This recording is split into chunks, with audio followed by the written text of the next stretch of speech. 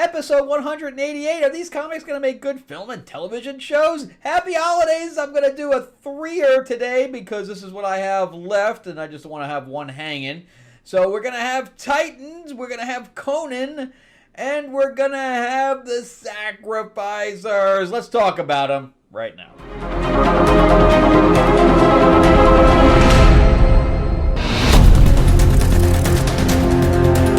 Welcome back to the channel, everyone. Thank you so much for spending time with me as we rant about movies, comic books, and television shows, as well as the occasional board game. I am your host, Frank Zanca. I'm an award-winning screenwriter, novelist, and comic book writer, as well as a filmmaker.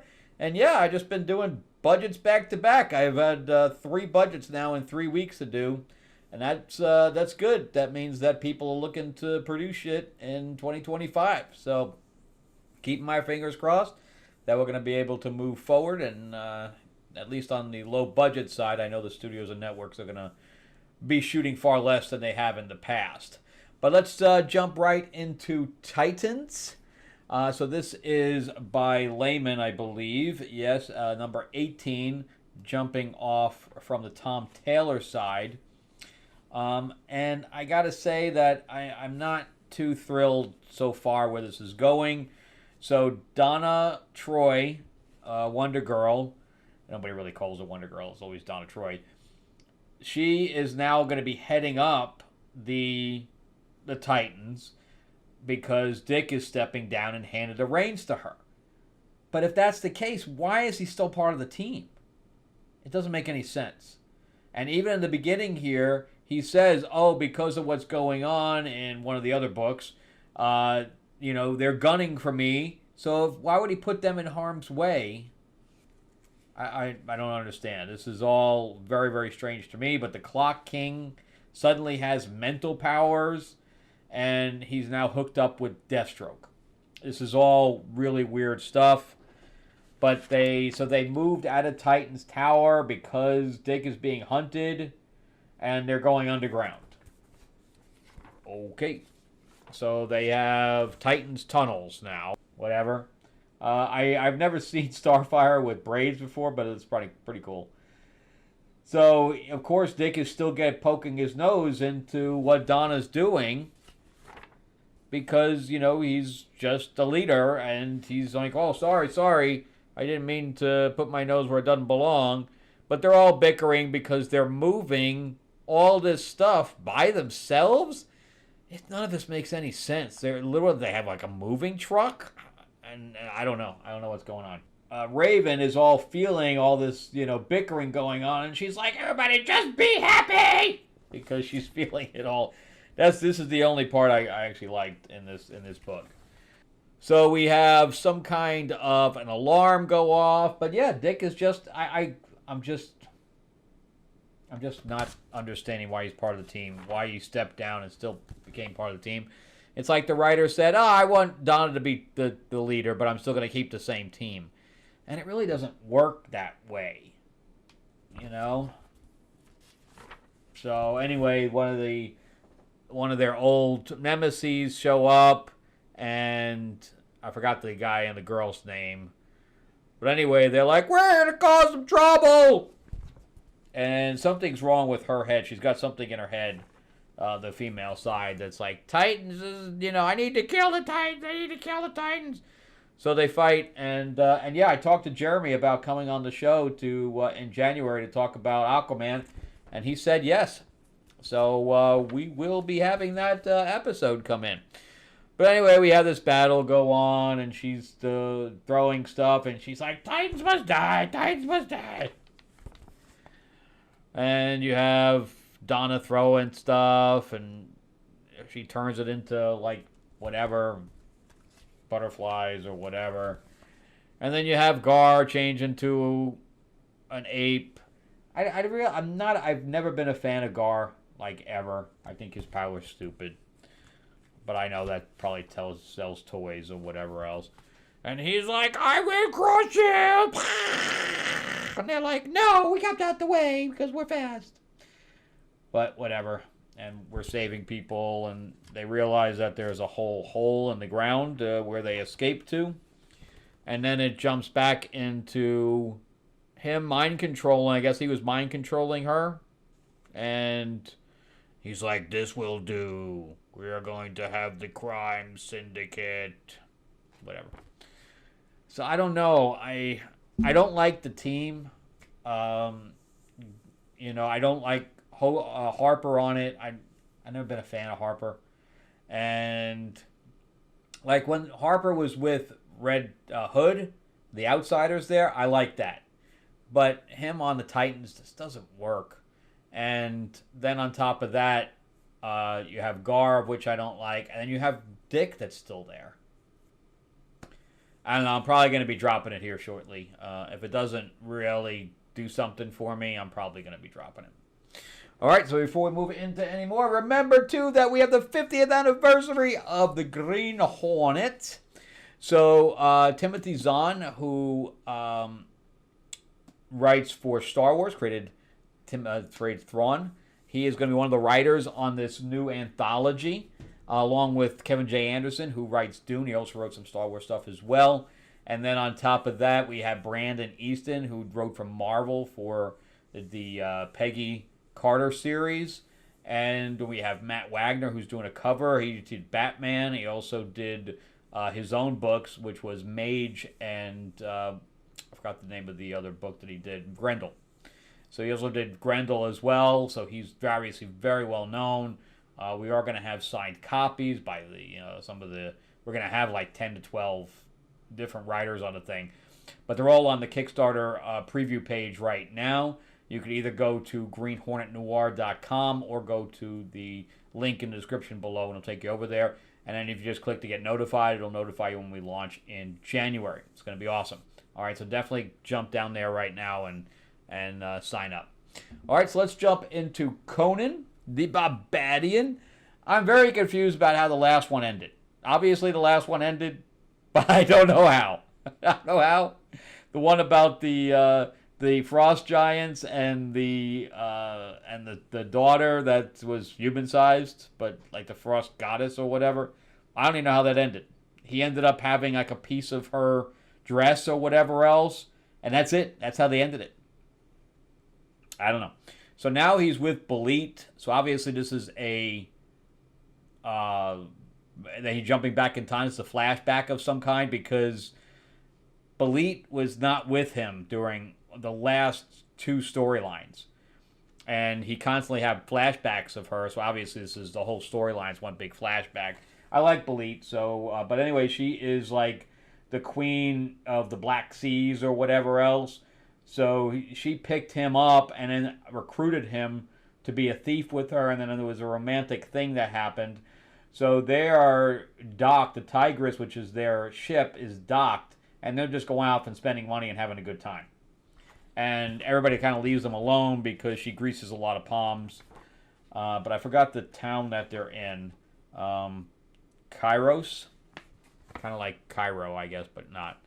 But anyway, so they're in little, garb, kind of hiding themselves, which they don't do very well later on. So they go to like this bar restaurant situation and just having, again, there's also a hotel in there.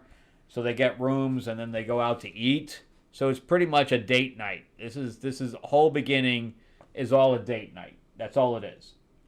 This is kind of a letdown. I know this is a setup issue, but it's kind of a letdown from the previous ones. And he remembers, her dancing for him on the thing when they first met. And now she's doing that dance. And he's like, I never thought I'd be seeing that again. And we literally have a 2-page spread of her dancing. Obviously erotically. And then everybody claps for them. And then they go upstairs, and the guy's like, whatever he paid for her, it wasn't enough. And one guy says, look at the look on their faces. That's not a transaction going on. So they have sex, and meanwhile, down the stairs, we haven't gotten there yet. So they're talking about what their plans for the future is. And then we have meanwhile, downstairs, we have the thieves that are going to go up there and try to steal their money because they saw them come in. And they know they have money, so they're going to go in there and they're going to kill them and take their coin. No, not the coin. So they heard them on the roof. So of course, when they land, he's already got one by the throat. He barely dodges out of the way of the chick's knife, and it grazes him. Of course, he never has that wound again. And then they battle the big guy together. She jumps off and stabs him in the neck. He knocks out a few teeth, and Conan's like, "Why are you wearing a patch if you don't need it? You're an idiot." So then the girl grabs Belit and kind of tries to throw her over the side, but she's like, "I got you too, so if we go together." Meanwhile, she's taking on the one guy, meanwhile Conan's taking on three guys. So it's pretty funny. So he barely misses the axe going over his head. He picks up the sword, but he never actually uses it. So the other guy, comes back with the butt to the face, and he's like, "All right, you got me there, but it's not going to last too long." So the guy comes down with the axe, and he catches it, breaks his arm, and now he uses the sword, even though he had it in his hand the entire time. So then she gives a bite. She's like, "Oh my God, owie, I'm not dinner. You guys just ate. Why are you hungry?" And she smacks her in the head with a foot to the face. And they're all on the ground now. Everybody's dead. And he's like, "Are you going to let me live?" He's like, "I'll let you live, but she's not going to let you live." So she's like, "Let's just end this. We'll clean up the blood in the morning." We'll just tip the maid a little bit. But she's like, "No, don't kill me, because together you guys are the best fighters I've ever seen," even though Belit just bit somebody. But she's like, "These Stygians, we can get their thing, their treasure." And Conan's like, "Yeah, nobody likes Stygians, but I'm not going to do that." And Belit's like, "Oh, yes, we are. We are going to go on an adventure." And that's the end of that. So it's a setup issue. We'll see how it goes. I trust Jim Zub to actually tell a good story because he's been doing pretty well thus far. But this was not a good issue. It was not a good issue. And I miss the old art. I do miss the old art. So the art's okay, as opposed to awesome. Went from awesome to just okay. But anyway, that's no fault of Jim Zub's. That's for certain.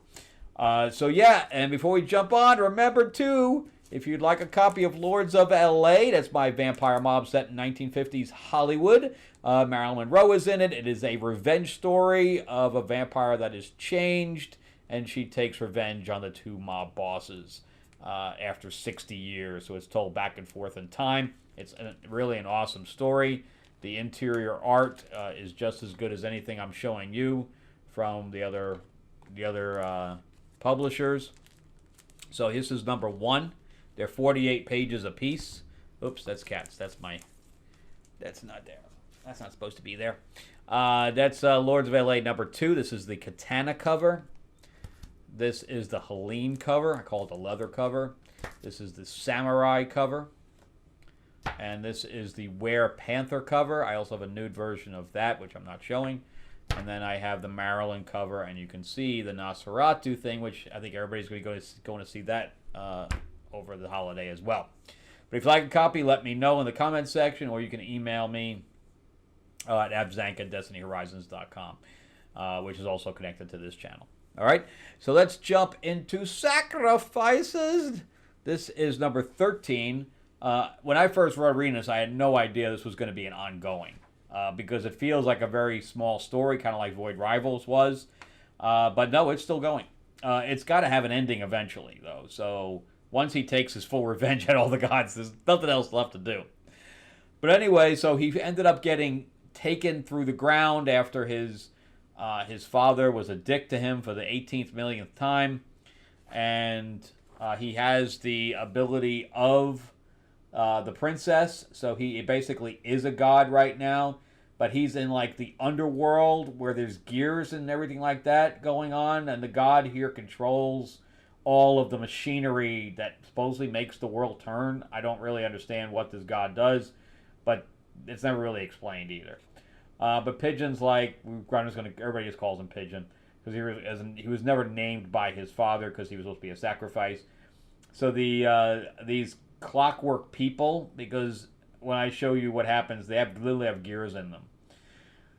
So anyway, they're like, where are you taking me? Oh, the boss wants to see you. He's like, well, what if I don't want to go? Well, that's too freaking bad because we're taking you. And he's like, yeah, people. And he calls him Pigeon. And he's like, well, I'm calling that a badge of honor now. I usually not like it, but you know what? It's growing on me. So he literally rips this guy's arm off, and if you look, you can see the gears popping out of where the disconnection of the limb is. And he literally beats him with his own arm.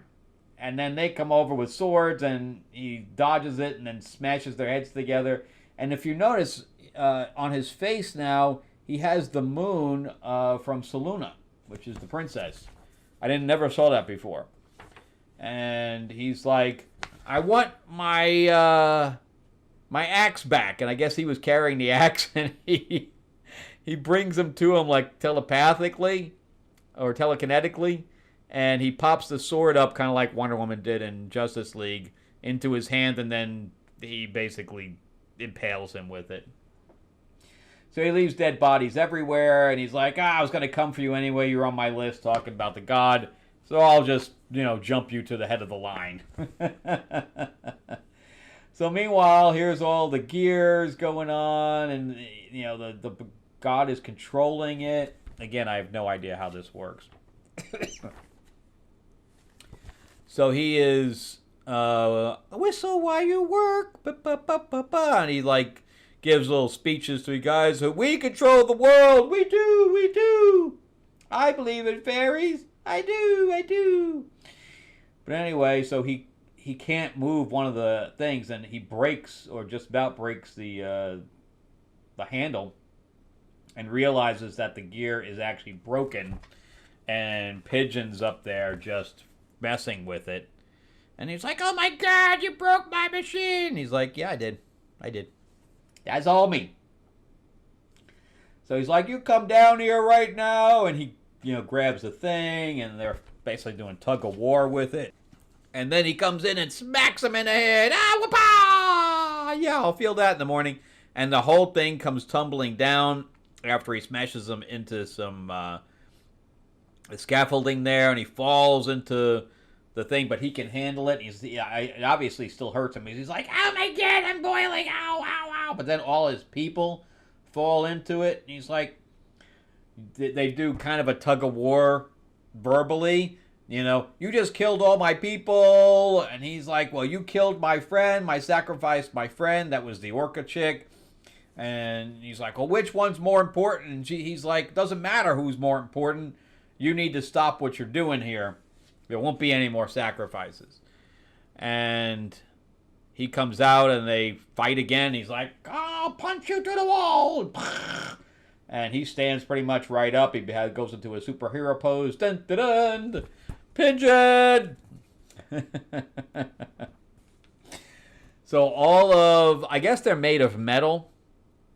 So he burns them all, but they just melt, and they literally melt around him. So he's stuck in this pile of metal. And they're literally talking about things have to change, and who makes you more important than anyone else. Because he's like, well, things have to move around, or else, life will stop. And he's like, well, who made you, God? And he's like, well, what do you propose? There is no other way. And he's like, yeah, what if we go to the foreman, and you give your power to everyone? And he's like, well, how does that work? And what if he pulls him out, and he goes, well, what if, because all the little machine guys are saying, yeah, who did make this guy, the leader? And he's like, well, what if the other gods don't agree? He's like, then we kill them all. Which is pretty much what he's been doing anyway. So it is a very interesting, I would not keep getting it if I didn't think it was an interesting story. And it is an interesting story. There has been between 13 issues, there's been a huge arc for pretty much all the characters. My problem with it is that we get one issue with Pigeon, one issue with Saluna, one issue with Pigeon, one issue. Why can't we get a division in there? Why can't we have half the issue is about Saluna and half the issues about Pigeon? I don't like him going back and forth like that. But overall, Remender's doing a really good job with this. I do get excited when I see it to see what's going to happen next, because I can't tell you what's going to happen next. So he is subverting expectations. So we'll make a good movie. They couldn't do this as a live action film. They'd have to do it as an animated, but because it would be an adult also. But an adult series, yeah, I can see that. And then Conan, I would love to see a new Conan film. The last Momoa one left a lot to be desired, but it was cool to see Conan come back even into a film, even a mediocre film like that. But I think it's time for a new Conan film. And now that woke is kind of dying, maybe we can get like a manly. That was the one thing I was worried about, is if they did Conan, could he not be, the patriarchy type of thing? Can he not be manly? But maybe that's going to change now, since a lot of those things kind of failed. Maybe a male character can stand on his own now. All right, and then Titans, I'm pretty close to already dropping this with the new writer. I'm not feeling it. All right, well, that's it for me. Thank you guys so much for watching. I greatly appreciate it. Remember to give me that like, give me that thumbs up if you can, and if you can, subscribe, please do. Ring that bell, ding, ding. Hey, it's free. Help me out. Ring that bell. You'll get notified about when I release new episodes about comics or movies, because I do both. I really want to do some more games, but I haven't been able to do that recently. Mostly because I've been working pretty steadily. And remember, too, to go to greenhornetnoir.com or click the link below to get notified when we launch that. And you'll be able to see a video up there if you go to the site and stuff like that as well. So definitely check that out. All right, and happy holidays, everybody. Merry Christmas, happy Hanukkah, all the rest of it. Whatever religion you all belong to, happy whatever. So overall, happy holidays, everybody. All right, I'll see you guys on the next one. Have a good week. All right, bye-bye.